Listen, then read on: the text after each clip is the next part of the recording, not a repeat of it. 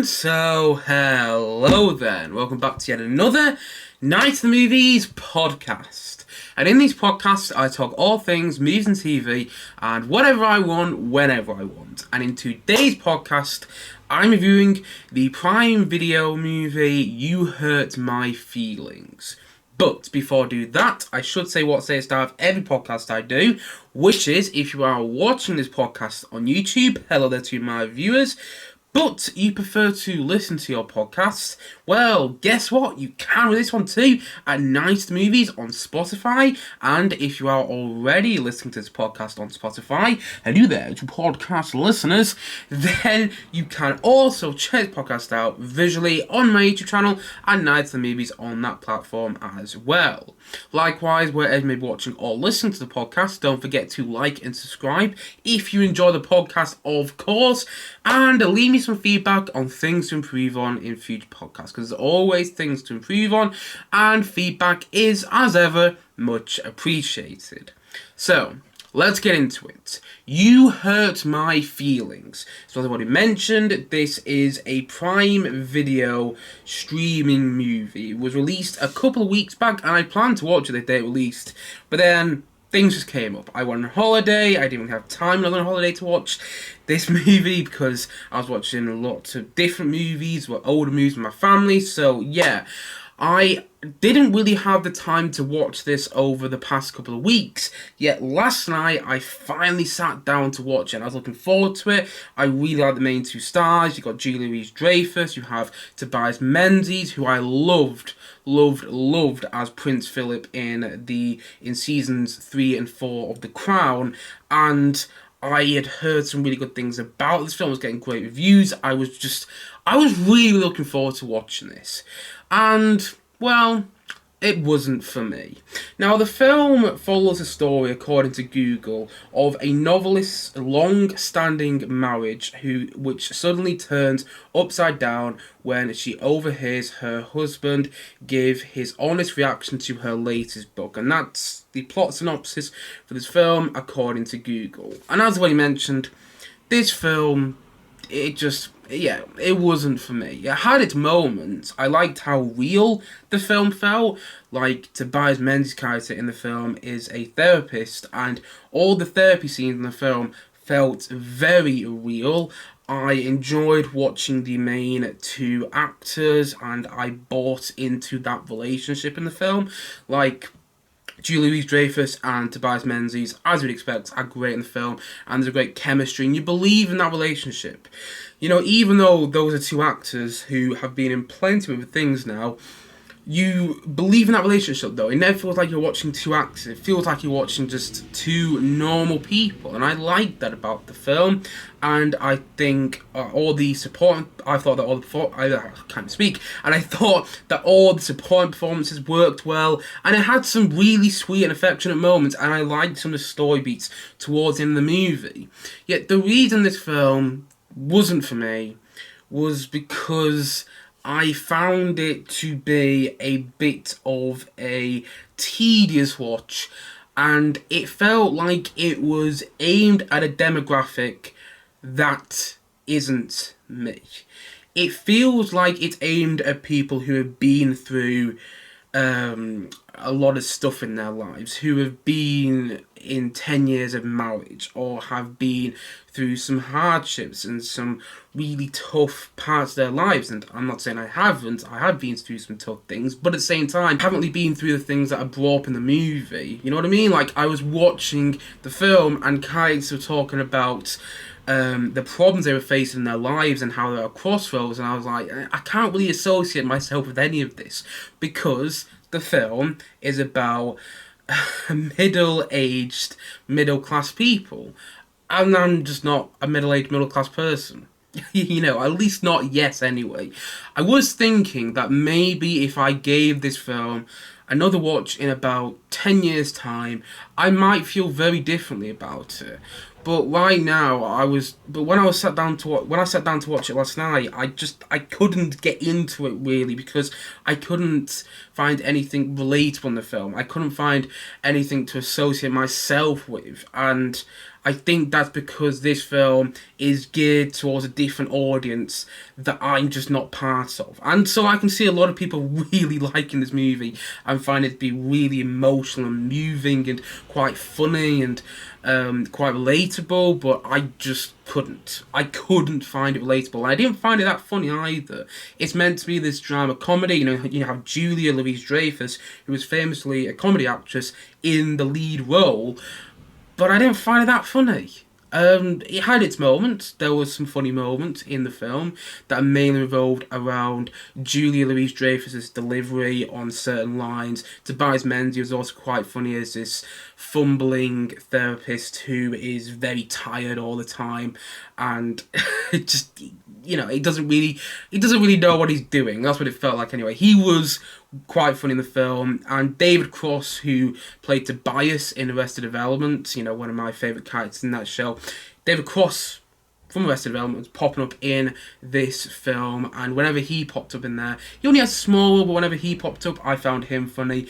But a lot of the comedy in the film, a lot of what felt like was meant to be comedy, I just didn't really find that funny, and I didn't find it nearly as fun as I wanted to, and I didn't really get into the film whatsoever. It's got some sweet moments. It's got some really good moments, in fact. But at 90 minutes, it feels like it should be a short film.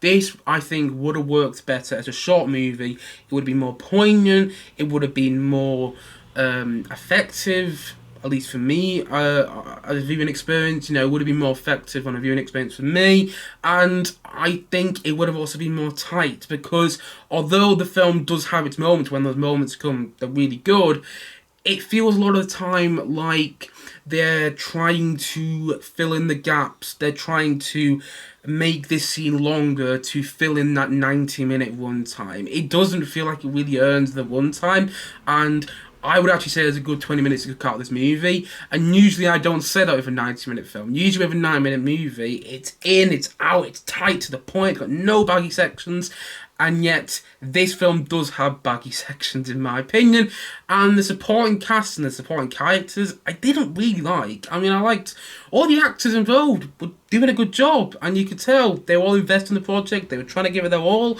but I never really got that invested into any of the characters, particularly the supporting characters. And I like the two leads, but I think that's just because I like them as actors. And it's not bad, but it just wasn't for me. I also didn't find it that visually engaging either.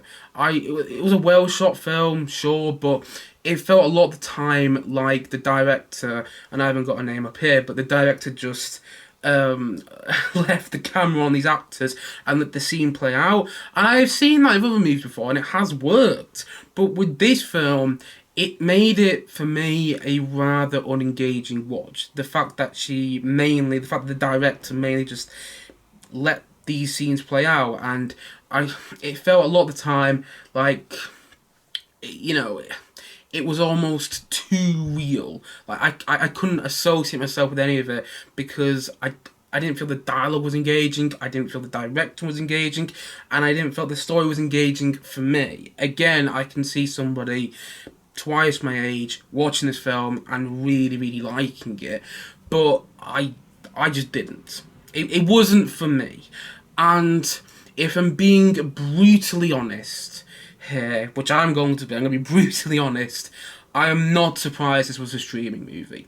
I am not surprised that this didn't get a theatrical release and only released, as far as I'm aware, on Prime Video. And the thing is, there have been some Prime Video movies and some streaming movies which I've absolutely adored or had a great time with. They Clone Tyrone, which came out on Netflix, it was a Netflix original film, which came out, about a month ago now? Great movie, really, really good, and barely anyone spoke about that film. Really creative and riveting and a quite clever film. And then, that's Netflix. If you go to Prime Video, last year, 13 Lives came out on Prime Video, and that was one of my favourite films of last year. So good. And so there have been some great streaming movies in the past, but this is one of those films where I'm not surprised that it went to streaming, because I couldn't see myself going to watch it at a cinema and feeling like it was worth my time. In fact, even watching last night, I didn't really feel like it was worth my time. I'm happy I saw it because I wanted to see it, but it wasn't for me, as I've already said. And so, all in all, I'm going to say that You Hurt My Feelings. I'm going to say that it's a 5 out of 10. I almost feel bad giving this film a rating because, again, it wasn't geared towards me. I really didn't feel it was. So, take my opinion with a huge grain of salt. But, I saw this film, I saw the rom-com, and I liked the main two stars. I was like, oh, it isn't really a rom-com, actually. But I thought it was going to be a rom-com. And I liked the main two stars. I saw that it was going to be a comedy. That's the thing which really attracted me to this film. But it wasn't for me. And, just happened when you watch all of these films and TV shows. So sometimes you watch a film which you can admire what it's trying to do, and you can admire that it worked for other people, but you also understand that it's just not this film isn't for you. And that's what happened with You Hurt My Feelings. Again, I can see people really, really, really liking this movie. I really can. But for me, it was a bit of a tedious watch. It felt longer than 90 minutes. It felt like the director didn't really know. Well, it felt like they knew what they were doing, but at the same time, it didn't really work for me. Like, they just left the camera on whilst the actors did the scene, and whilst the actors did the scenes, and the performances are all good. But I liked the central relationship, but I think I liked it just because it was them two. And I like Julia Louis-Dreyfus and everything she's in, and I like Tobias Menzies whenever he pops up in anything. So, that's why I felt the film was watchable, although I wouldn't recommend it, unless you're much older than me, It's a sort of film, as I've titled this podcast today, it's a sort of film that I can imagine watching in about 10 years' time and really enjoying it. That's around the lines of title this podcast. It's a sort of film I can imagine watching in 10 years and getting a different perspective on it, watching it in a new light. But for now, it just wasn't my sort of film. And so, as I've already mentioned, I'm going to say that You Hurt My Feelings was a 5 out of 10 from me.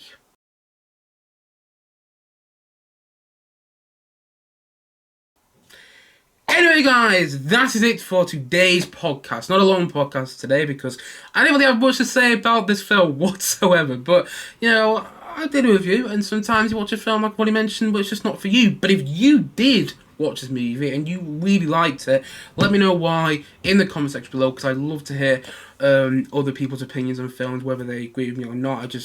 I love to hear it. So yeah, let me know your thoughts on this film in the comment section below, and if you haven't yet, please do click down below and like and subscribe on this podcast. I look forward to many more podcasts coming very, very soon on this channel. Yet again, thank you as always for watching or listening, and I will see you guys again soon, but bye for now. Bye!